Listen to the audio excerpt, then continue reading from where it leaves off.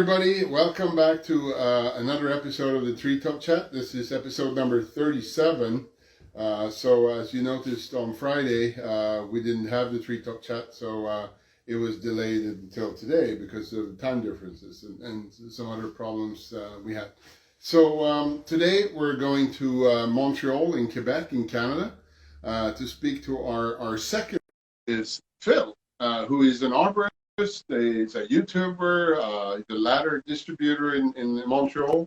So if you have any questions whatsoever, feel free to leave them in the chat box and we will answer them as we go along or at the end. So, Phil, how you doing? Hey, thanks for having me on.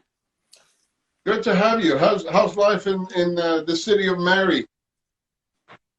The city of Mary. Let me think about that one. Explain me that one. I never heard that one before. Well, I did some research on Wikipedia, and it said, Montreal was originally named after, the city of Mary because of, the mountains you have in the middle of the city. That is right. Mount Royal, you're right. There is a big Catholic church on the top there. So you probably know more about my city than I do, which is a little embarrassing. But I don't think so. actually, I just had to give you a quick look. I long think my story. volume is a little low here. Can we get? I'm speaking to my cameraman so we can Think it was get a maximum. higher volume. Let me know if there's anything I can change on my end. Well, yeah, I suppose you have to speak louder because I'm getting old. My hearing is not ideal. All right, I'll try to speak louder. Let me know if there's anything I can change.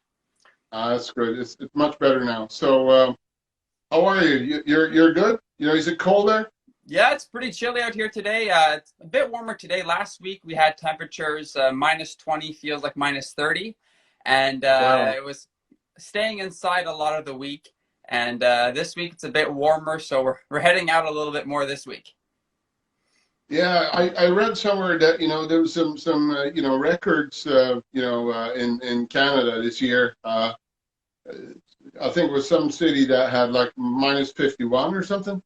Yeah, definitely. Out in the prairies in Alberta, in Saskatchewan, where there's a lot more flat land, especially Saskatchewan, it's crazy cold out there. It's Yeah, Manitoba. We have it pretty nice in Toronto, even in like southern, like even 5 hours away from here, they have just a little bit of snow on the ground. It gets pretty warm. But where we are right now in Montreal, we have 2-3 feet of snow everywhere and pretty cold temperature. So the snow is going to stick around until end of March, early April. Oh wow! I read that you don't have any snow from April until October, but you can get occasional kind of snowstorms. Not at all during the summer, but yeah, like we will get. Yeah, but in April or October. Exactly, we can get surprises, and then the surprises gets everybody nervous, but we can still generally work through it until just about Christmas. But we as a company decide to shut down for a few months over the winter. Some people still work. We'll talk about that later, I think. But yeah, it's Yeah. definitely a different environment. It gets very cold, and we have extremes. We'll have minus 30, then we'll have 30 in the summer. So Yeah, exactly. So yeah, my cameraman here, he was in Vancouver for a year. okay. Yeah, so totally different climate there with the Pacific and all that. Yeah, I like to visit. I envy Vancouver. You see pictures out there all the time, and they just got a snowfall the past couple of days, and I'm not sure how much they got, and they're all amazed. But we see that all the time. I think it's wreaking havoc for them out there, but it's a Yeah, beautiful, beautiful place. yeah, very nice. I really liked Vancouver. It was very very pleasant over there. So let's talk a little bit about yourself. How did you get into the arbor industry, and how did that journey look for you? So I've been running my business for 13 years. This is my 13th year running the business, and it's been a sole proprietorship. I've had employees Yeah. on and off, different ones all the time. And past couple of years, we've started focusing more into tree work and finally getting incorporated this year, which is a big step of the business. But I've been around the tree industry, more specifically in hedge trimming, and that grew to a stage where I was telling myself this should be considered tree work. We're uh, at risk on high ladders all the time. We are using the same equipment most of the time, chainsaws and whatnot. And this should be tree work, just to be the charge as a tree work, and also should be respected as tree work, especially big hedges, not like gardening, more like arboriculture. So we started Yeah. exploring that a little bit, and I met James, who was the lead climber in our business, through here on Instagram, believe it or not, and he moved from Calgary here to Montreal, and Okay. a few months later started working with me, and the business has really grown, and it's we're going into our second full year now of offering complete tree care and tree services as well. So it's pretty new for me, but I've been around the industry for a good part of my life, and now we're offering it to our clients, which is a lot of fun. Cool. So what did you do from the beginning? Were you ground felling, or, we talk about tree work, how did that look like, when you started? So you mean like, was I working on the ground, or was I like personally, or as a business? Yeah. So, when did you start to climb, So that- so I started as a groundsman for the end of 1 year, just watching James. I had brought him into my business, learning from him, and then immediately the next spring, I bought all the gear right away. This is 2020, right? So it was March, COVID was hitting, and I said, well, look, if we're not going to be able to go out and work, that was a big question. I said, I'm just going to buy all the gear, and I'm going to learn. And I bought all the gear, and I learned, and I climb SRT, DRT now. I spike up trees. I'm not the best. I'm not the fastest, but I'm pretty athletic, so it's not too hard for me, but it's a lot of fun. that's good. That's good. So, how is the art industry in Montreal? Is it a lot of work? Is it very competitive? Is it? It's very competitive, mostly because of who we are, French Canadians. We have something in us that is very competitive. You don't not for me as much, but generally, no one wants other people to have work. They want to have all the work for themselves, and I personally don't do that. I'm very happy to see competition. I think it's positive, but it's it's not super regulated. Almost anybody can. There's a lot of companies just go around and pick up trucks and chainsaws and go and climb trees and whatnot and do whatever they want. But it's very busy. It's very urban where we work. A lot of homes. So it's very rare that you fell a tree. Very rare in the vicinity of work where we are. If you go half an hour away, there's bigger properties, a lot more forested areas where you'll have more felling. But we work in tight residential areas where we are almost always rigging, almost always tying up stuff whenever we're doing tree work. So it's a pretty competitive, I could say, field. Everybody wants a slice of the pie, and just now you're starting to see in the past few years companies starting to want to help each other out and recommend jobs to each other. We do that a lot. We're too busy. We have companies will recommend for crane work or for other different things. We just believe in helping each other out. Yeah, that seems to be more common, but in other parts of the world where we've spoken to people, that people are not really competing against each other, but more helping out and working as a contractor or whatever. But do you do a lot of work for is most of your work done for in residential areas, or do you have agreements with like municipalities or stuff like that? All our work is for residential clients. We don't have any commercial clients. We don't work for the city. The city have their own crews, not sufficient Okay. enough. They can't get around to doing all the work that needs to get done. Um, so we work in like the West Island of Montreal has around 10 boroughs, little cities, and they each have their own crews that go out and do work, Oh, but it's not enough. So sometimes they subcontract out, but it does not pay that good, and you have to send like your B or your C crew, right? Like let's say you have so many crews and you don't have enough work, you'd send like your lesser company there that maybe you don't mind if they don't bring in as much, because it does not pay a lot. The city does not pay a lot. So we want to focus our efforts doing what we do best in building the company name. And just another note about the competition here. This is how severe it is. Sometimes some companies, they'll charge less, exponentially less, just to make sure that another company doesn't get a job. They just want to get every single job, so they don't mind working at a loss just to not give the job to somebody else. It's quite savage out here. It's a different yeah, I it's a can hear different that. kind of Yeah, world. yeah, for sure, for sure. So, You also make quite a few, videos on social media, and is that a hobby of yours, or have you found that it's kind of helped your business? Absolutely, yeah. So I come from a photography background. I've been in photography and I've done videography throughout my life in my teenage Okay. years until around 20 years old.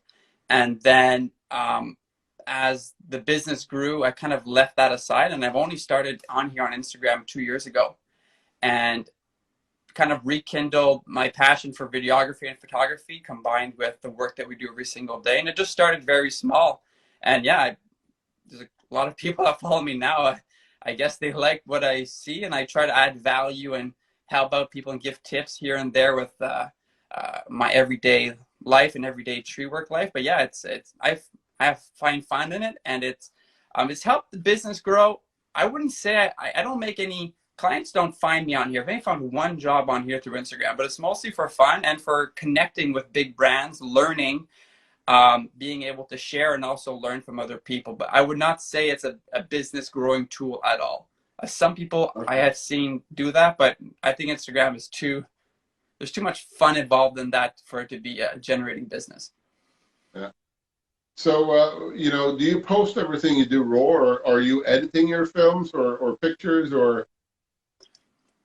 Both. I find sometimes it's a lot of fun just to post something raw and have it go super simple out there as is. Sometimes I made a video for Clogger the other day. They sent me some chainsaw pants and I decided, okay, like I'll make a cool little video. So I spent 2 hours learning how to edit.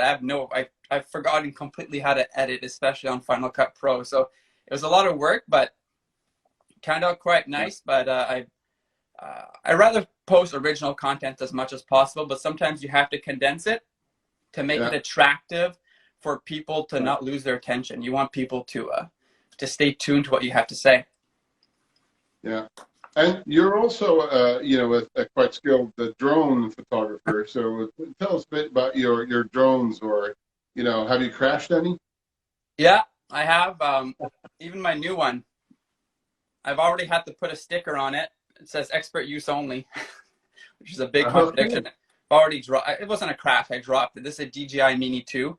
I dropped it. It got a little crack, so I put a sticker on it. So, yeah, So, did you take that from Rock Exotica? yeah. I took the sticker from Rock Exotica, and Yeah, exactly. I I recognize, expert the use only. slogan there. I think Yeah. I think it's a funny thing to say because I'm not an expert drone flyer, but I really do enjoy it. I was gifted one at Christmas by my sister-in-law, just a $100 small drone. I flew it around the house. I flew it everywhere, but it didn't have like a positioning gimbal. So whenever I put it up in the air outside, the wind took it, and I lost it twice. So since New Year's, I've had to climb a silver maple and a big spruce tree to find the drone, and I found it twice. It's actually over there on my shelf. But since then, I bought the DJI Mini 2, and that one has a stabilizer. So in 50 Yeah. kilometer an hour winds, it kind of stays still. I highly recommend it. A few people have asked me what drone you use, and the DJI Mini 2, it's maybe 500-600 bucks, but it's very small. It's 249 grams, so you can fly this almost anywhere without having to, of course, look at your local Okay. permits. But it's Okay. because it's under 250 grams, you can fly it almost anywhere without any too much trouble. Okay. Well, we have a DJI Phantom, I think, Wow, that's a which very is nice a one. pretty big one. Yeah, Yeah, I bought it in China from somebody that was moving, so they couldn't take it, the batteries through customs.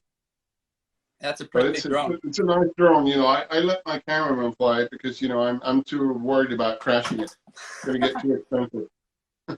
It is pretty nerve wracking, but the most flying we're going to do is just up and down, Yeah. we're in heavy residential zones, so you don't want to go flying over everyone's house for privacy issues. Everyone's home these days watching you, so I'm going to be very careful of how I use it. But I bought this drone to generate content, to get some good videos and good pictures. I'm going to be flying it. Like the content's mostly going to be of James, our lead climber, or I'm going to have to teach him to fly it so that he can get content of me. Because I don't think I can do both at once. Okay. Well, we have quite recently, or maybe 6 months ago or something. You need to have a license to fly the drone. Is it the Like same in Canada? Is it for any drone at all, or only a certain weight category?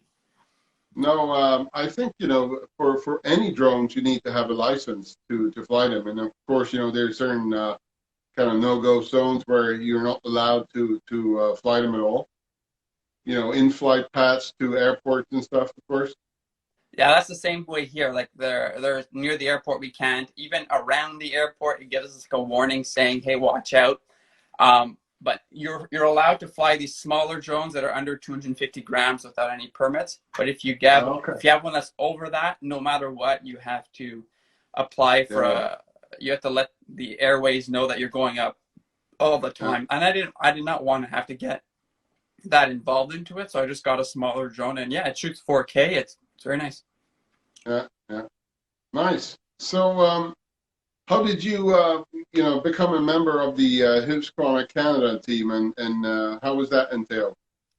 Yeah, that came to a really big surprise because, to tell you the truth, 12 months ago, I did not own any Husqvarna equipment at all. Zero. I've been a big steel guy my whole life, and I've been big on their battery gear. I've been pushing battery gear in my business to a lot of people around us um, for a very long time, and huge fan of battery gear. And I started picking up some Husqvarna gear last spring after having met. We didn't have a dealer. We did not have a dealer nearby in the West Island of Montreal. And we finally got somebody who, his name is Joe, Ginkgo Zero. I could link you guys to his page later on. If you look up teamzero.ca, he's a local Canadian guy based nearby. He started selling Husqvarna products. He's a big believer in energy, zero emissions, huge believer in that. I started buying tools from him, and I was buying a lot, and a lot of people were seeing, and I was buying, and they were asking who I got it from, and he was starting to sell so much through many different sources that Husqvarna Canada, they kind of noticed, and they were asking him, how are you selling? And I got linked through them somehow, and they reached out to me and they said, hey, would you like to join the Husqvarna squad for Canada, especially in Quebec, in the French-speaking province? They did not have any members here. They have, I think it's 4 or 5 Husqvarna squad members in Canada, and Okay. they asked me to join. But yeah, it's been a crazy ride. 12 months ago, I didn't own any equipment. Now I own 15, 20 pieces of their equipment, and they have me on their squad, which is, yeah, it's a lot of fun. And what it entails, to answer your question, um, I don't have to be exclusive to them. I just have to, they just want to send me stuff, send me some tools for reviews, for demos, any new products that they might want tested out, especially in the hedge world. We still do a lot of hedge trimming as part of our business as well. So they want to move Yeah. forward with that as well, to get my feedback, help me out help out the company as they can. And yeah, it's a cool little partnership, and who knows where it's going to go, but I'm pretty honored and pretty excited to be part of this whirlwind. Yeah, nice. You never know. You might end up in Husqvarna here in Sweden. I'd have to learn Swedish. No, I think most of the people here speak English, so don't worry about that. It's a hard language to learn, I think. Yeah, and these partnerships with these companies, it's a lot of fun. For me, it's not something that's gonna generate money, right? Per se, going to work every day, cutting trees, doing what we do every single day. That's what brings in the bread and butter. But it's cool to be recognized by these companies that want to help you along. And I can't say that it hasn't helped. It's got us access to tools before everybody else, which in the end really affects the bottom line. It helps things grow in the business if you're able to get the battery tools 2-3 months before other people. So I'm thankful for that. Okay. Are they sending you gear for testing as well, or? So that the Husqvarna part really has just started in the past month, but it had been going on unofficially for a few months last year, where they were able to send stuff through to my dealer and then through me quicker. But we're gonna have a direct path of communication starting this Okay. year, where they're gonna be sending me things. And if nothing comes, or if it's 1 or 2 pieces per year, I'm not expecting anything. I'm just thankful for whatever they can deliver and give my feedback on. So yeah, it's pretty exciting. So it sounds like it can only be better and grow, that partnership from here. Exactly. So when you climb, are you climbing or using a truck or a crane, or crane seems to be very common in North America. So what is your how are you working? Yeah. So we don't own a crane. We don't. Whenever we get those jobs, we'll recommend them to another company. Mostly because we also don't. We don't deal with that kind of wood. We're mostly focused on pruning and preservation of existing trees. We do removals, but whenever the occasion comes up, uh, we uh, we can haul away the wood if it's of a certain diameter. Whenever it's too big, we just recommend. We have a few companies. We just, hey, take the jobs, and then they send us jobs also that are in our zones that are maybe a little bit smaller for them as well. But when we climb, uh, SRT, DRTs, spike for smaller trees, the Yeah. classics, nothing too Yeah. fancy, but we're not. We're looking eventually at buying a lift. I'd like to get a spider lift that could fit between gates. And since we're really focusing on reduction work and weight reduction work and higher canopy of existing mature trees, having Yeah. a lift to be able to get up and to do that work will be a lot easier down the road. So yeah, we're Yeah. looking at getting that, but I don't think we'll ever have a train track. Who knows? You never know. It's only been 1 year and so much stuff has happened, but it's just a totally different thing. Whenever you start getting into removals, it's a totally different game. So we're kind of just carving out. We've always done this. Vision has always just carved out a niche, and people have Okay. found us, and that's what we're doing. We're not going to go and chase every single job and lose our mind. We're just going to stay focused and stay concentrated on what we have to do. Okay. So tell us a bit about your company. You started a long time ago. Is it are you is it like a what is it called? Uh, I lost the word, but An incorporation or corporation. Yeah, exactly. Is it a corporation, or I'm not familiar with the terms okay. you're using in North America in terms of if you have a private company or incorporated company. Okay. So yeah, business started in 2009, which is about 12, 13 years ago. And it was just registered under my name, right? I called it Vision Landscaping, but it's directly associated with me, right? It's a sole proprietorship company, and I've had Oh, that's employees okay. throughout the years. And Yeah. the business has grown and grown. And now I finally incorporated the business. So creating an entity for the business. I'm taking a Okay. salary from the business now. So that is going to be coming into effect for this year for the first time. Makes sense financially, makes sense logistically, and also for insurances since we're doing a lot more tree work now. We started Yeah. off, yeah, cutting grass, laying stones and bricks, doing gardens and hedges 13 years ago. And slowly and slowly, what I recommend to people watching is that whenever you start off a business, you have to offer a lot of services to be able to get a lot of clients. That's how you'll get your name out. That's how you'll get recognized, is by offering a lot of Yeah. services. But then eventually, um, the end goal of being in business is to be profitable. And to be profitable, I have found that you have to limit your services and really start finding yourself a niche to be in, a small market, unless you want to have many crews. But if you want to be working on your own, if you can find yourself a specialty to be in, and for us that was hedges. So we really started like from year maybe 5 until year 12, we doubled up our hedges almost every single year to the point where we were only doing hedge trimming a few years ago, and now we're almost 50-50 hedges and trees now. And maybe one day it'll be only trees. I'm not sure where things are going to go. But yeah, it's been an interesting road. But I'd say follow what you love. Find something that you love to do and follow it, and you'll have more fun at work. It will be more profitable for you because you're going to be doing less things. And yeah, definitely don't be ashamed of where you came from. I mean, uh, No, I agree. I agree. So initially you told us that sometimes you're shutting down you're during the harsh conditions of the winter, but do you provide any other services during that time? so we not as of now. There's not much you could really offer. We could offer to our clients. I could go an hour away and chase removals here and there for half the price. People come to the island of Montreal to work for a little bit more money, but in the regions outside of the city, the prices are almost in half. And I'm not interested to take my business and to grow and to go outside just to keep busy in the winter and work for half, 60% of what we should be charging. So we stay in the city. My employees, they have other jobs in the winter that they're able to do, other ways of incoming money.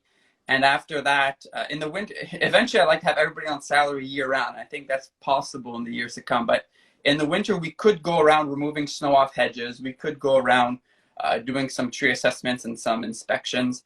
That will be something as we develop more in the tree world that we plan on doing in the future winters. But for now, the winters are, after Christmas, January 1st until we're going to be starting work in about 5 weeks. It's only three and a half months. It's a short little break. Gives us time to focus, gives us time to do stuff like this, chat with people from Sweden and focus on the business. If you don't take the time to assess and audit and focus on your business in the off season, I find that every single year you're just going to be going around with your same habits and you're going to lose efficiency. And in the end, you're not going to be any happier or more profitable for your business throughout the regular year. Yeah. Well, I was just asking because north in Sweden, probably the same weather conditions that you have. There's not a lot you can do in the winter, but these guys are clearing power lines, and they're using their snow blowers, and they have the machinery to clear snow and stuff like that, so they can keep going. Yeah, the lines is like it's like here the same thing for you too. To be a line clearance technician, you need to have a special training license for that. And not personally interested in doing that. Many other things I'd rather spend my winter doing, but people that do that throughout the winter, hats off to them. I don't know how they do it, but maybe it's just not my breed. So, tell us a little bit about, the ladders that you are distributing. Are those the tripod ladders from Japan?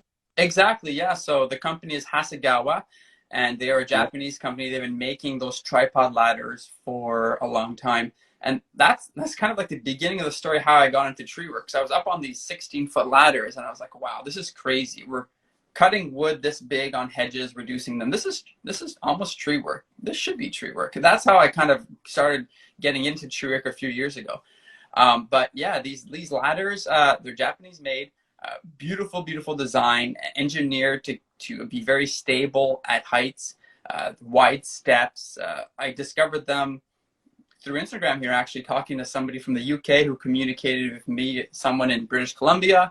And then we met in Toronto, and I started purchasing, and then the company offered me, hey, do you want to be a provincial sales rep in Quebec? So I said yes, and we've sold a couple hundred so far, and a lot of people here are now working safer, and you should see the things that people used to use before, old wooden ladders, things that don't make a lot of sense for working at heights, right? And I'm glad to be partners with this company and spread safety to people around me. Okay. Yeah, because I sold a few of the Hendon ladders. We have somebody just walked into the store here. Does he want to say hi? No, he my cameraman took care of him. He just bumped through the door, so it was kind of funny. But those ladders are perfect, for trimming hedges, right? Because you can put one of the legs into the hedge. Exactly, and reach much further. Yeah, for pruning fruit trees as well, for crowning small little trees. You can do almost anything with these ladders, and we use them even to, if we need to access a tree, we can either take out the big, heavy fiberglass ladder, or we can just put the ladder up and run up and already be 16 foot up into the tree. So yeah, it gives us it definitely helps us out we use them every single day. And if we did not have those ladders. Are those in aluminum, the ladders you sell? Yeah, 100% aluminum. And they're welded. So there's no rivets. There's no bolts or rivets or anything on the ladder. Everything is welded and very sturdy. I've been using mine pretty rough for the past couple of years. And yeah, there's nothing wrong with them at all. Yeah. I had a bit of a shock when I had mine delivered because they came on a double pallet, and I think I took the shortest ones. They were like 3.6 meters or something. Yeah, that is they are bigger. Watch out if you get a bigger one, it might be 3 or 4 pallets. Yeah, exactly. But the cool thing is that these ones you can fit on the rail of the top of the car. Yeah, and exactly. And they strap in very nicely. There's a lot of the handles are nice and round, so it's easy to climb and easy to tie up. And it's Yeah, safe. A lot of people will agree. You're almost more at risk on top of a ladder than you are in a tree. Because in a tree you're yeah, tied in maybe one, two, three, four times. Don't cut your ropes. But on a ladder, literally, you go like this and you fall. Right? yeah, exactly. So the fact that these ladders, I say it again, the 5-inch rungs, they're so deep and so stable. If anybody's looking for a ladder, there's other similar companies out there that make a similar product. Get yourself a 3-legged ladder. Hasegawa Yeah, is huge. Like they're also like Niwaki and Hasegawa is the same thing in the UK. Also Henchman yeah, is they make good. Look, get a ladder that's going to keep you alive. Like yeah. I would love to sell them, but I had like five or so that came in, but they're very difficult to store yeah, because it's kind of hard. You can't have them standing. Need to be on the ground and that's why the without price. That's why the price. standing up. So, That's why the price is expensive on them. It's the storage. We buy them in bigger quantities, so we can offer them at a good price. But I've actually had people from Finland, Sweden contact me. They think I'm an international salesman. Hey, can you ship me a ladder? I'm not sure, but there might be some place in Sweden that has them. But yeah, it's very expensive. But they're good. Like their ladders, they're gonna last you 10 years, in my opinion. So if you divide the cost of ownership over 10 years, even if it's $1,000 or what, I don't know what currency you have, divide that by 10. That's nothing to be safe. yeah, That's yeah. nothing. I think there was a company that sold them here in Sweden. Maybe a couple of years back. I think so. Yeah. Yeah, yeah, absolutely. So now we're getting into your funniest, best job story. So what is that? That's an ongoing one actually. It's been going on for maybe the past 6 or 7 years. I'm not afraid of a lot of things, but I don't like snakes. I mean, I'm not terrified, but I just don't care for them. And when we did a lot of grass cutting, we'd see a lot of them. And one time, the guys they took one, they put inside my lunchbox, and I opened up the lunchbox, and it's a good thing I wasn't driving, and it was right there. And it's hard to explain, but I've taken that, and it's a running joke now because Alvaro, our groundsman, he hates snakes too, and I found that out this year. And this year we were cutting hedges and trees at a house, and the back neighbor had he had a toy snake, like 1 meter toy snake in his yard. So I took it and I placed it by the gate, and I asked Alvaro to go into the yard. So he came around the fence, and James and I were just watching, waiting to see. And we recorded him, and he jumped, and he said some words in Spanish that I did not understand. Maybe I did not want to understand, but it's an ongoing joke. The snake issues is to scare each other, and we have a lot of fun at work. We definitely enjoy the camaraderie that we have at work. And Alvaro told me, he's like, you better watch out. I'm gonna get you. So it's gonna happen this year. I just got to get ready for it. It's gonna happen again. So Oh, the revenge, huh? yeah. Yeah. So the snakes you have, are they venomous or No, no, definitely No, not. It's completely no. ridiculous for us to be scared about them, but it's just an Yeah. uncommon thing and not pleasant. Definitely not pleasant. But apart from that, I'm not scared of many other things. So Yeah. Yeah. I suppose it's kind of the same, snake fauna as we have here in our part of the world. yeah, I don't know how the in Australia they do it. I, Well, all snakes, I guess, are more or less venomous in Australia, right? yeah, no, thank you, no, thank you. No. So, you said you were climbing SRT and DRT. So, what's your favorite piece of gear I and use why? I have 3 zigzags. Why three? I always climb with one, and then I have a secondary system often for climbing as I'm learning to climb. Sometimes I find it's better positioning to slap in another zigzag somewhere on a shorter piece of line to get myself exactly where I want to be. And my third one, I'll use it for nasty trees like spruce trees. I mean, they're not that expensive, a few $100 each. and just to not have to clean it all the time. For me, it's having more of one item. Everything gets used less, and you can have things for specific jobs. So yeah, I have three zigzags. I love climbing on them. Especially SRT, and like to maybe try out some new things in the coming year. But for now, the I've learned on the zigzag, and I'm having a good time with it. Okay, good. Have you tried the Rope Runner Pro? No, not yet. Not yet. I wouldn't say.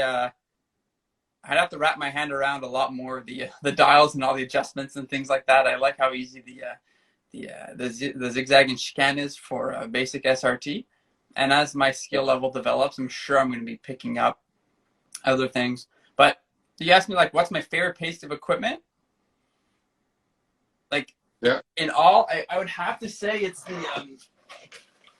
the communication devices, the CNACOM systems. This adds such an element to the day that is not there beforehand if you can't communicate throughout the day. Being able to speak with the guys nonstop helps the days go by a lot faster. It's a lot safer. You're able to be a lot more efficient as well. Communication throughout the device, throughout the helmets, I think is my favorite piece of equipment. If that wasn't there, it would totally change the whole atmosphere of what we have going on. Yeah. It would actually be boring, I think, to go to work. Yeah, what equipment was that? So SENA, SENA. It's The Stina, yeah, yeah, we have that. Yeah, we have that in the store as well. yeah. So are you using the Tough Talk, the 10R or the 50R? I'm old school, so it's the SMH10. It's very old. It's Yeah. maybe 3 or 4, 5, maybe even older than that. But it works good because it does good. It does all right in humid conditions. You can only have 4 people on each system though, and Yeah, I know. I probably sold 100 plus of the 10R system. eventually, yes, I'm going to probably change them. But I've heard a lot of things good about Pack Talk, I think, and other companies out there that have other competing brands as well. So for now, we're all on the Cenas, and they're doing good for us. But eventually, yes, we will be changing. And Yeah. You know, there's the 50R system out now, which is a mesh system. So, you know, the voice gets better, you know, the more people you are, like a mesh network, you know, in Wi-Fi of your yeah, home. how does that That's a little bit more expensive, but, you know, it's really nice as well. work though for the like the microphone? Is it a boom mic? Is it just like a little mic you have up in the casque? That was one thing I was Yeah, looking at, was like length of microphones, and every single different one had different lengths, and didn't want to. yeah, you know, there's a boom microphone, but, you know, if you're using like a Protus helmet, for instance, you know, I've seen people that are putting the microphone into the inside the visor, you know, the mesh visor. Yeah, Because you know the boom microphone sits with a little little Velcro pad, which you know can fall off quite easily, I guess. yeah, it falls off sometimes too, but like the little foam part at the tip, but you get used to Yeah, it. But yeah, I'll look into that for sure. But yeah, I'd say the Yasina is a game changer. Just being able to communicate all day is pretty cool. yeah, good system. I agree. So, Phil, I think we're kind of approaching the end here. Do you have any questions for us, or you know, do we have any questions from the audience? I could pull up the chat here and see if there's anything. I'm not too sure. A lot of people that checked in. Yeah, we actually love to visit Sweden one day once all this is over. We have a Europe trip planned with my wife and kids. Probably starting the UK and then going around from there. So we'd love to. We love. We were in Iceland a couple years ago, but we'd like to make it over officially to the other side of the pond one of these Yeah, years in the winter. That's what our winters are going to be for, as well as traveling and doing other things that we can't do during the year because it's very busy April to December. But yeah, maybe we'll be stopping by in Sweden one of these years. yeah. Well, you know, you never know. You might get you know an invitation to go to Husqvarna to you know to see the factory, and I think you know very very interesting. You know they have a very nice museum down there. You know Husqvarna's been making you know all kinds of stuff since, the 16th century almost. Yeah. So it's a very old company. They've been making, bicycles, motorcycles, stoves, engines, what have you. So very, very, very interesting company. Yeah, that might be cool. So have to keep that on the radar definitely for down the road. But yeah, I'm not sure if there's any other questions here. Just I'm thankful for everyone who tuned in and watched. And thanks for hosting me on this and sending me an invite. It was a lot of fun, and hopefully everybody can stay safe this year, get back out to work, not be limited by anything. And business has been great. I don't know about you guys, but business here has been better than ever this past year, and I'm expecting the same thing this year. I don't think people will be Yeah, traveling I too think much. the RV industry is booming right now. I think COVID probably has something to do with it as well. But there seems to be a lot more interest in more like you said, taking care of the trees rather than just take them down. Yeah, So people are starting to realize the value they have to mankind and society as a whole. So it's very interesting, absolutely. agreed. So, okay, thank you very much. Thanks everybody for watching. If you missed this or any other episodes, please check out on the regular poll platforms and have a great day. And thanks Thank for you. being on. Take Take care. care. Bye. Bye. Bye.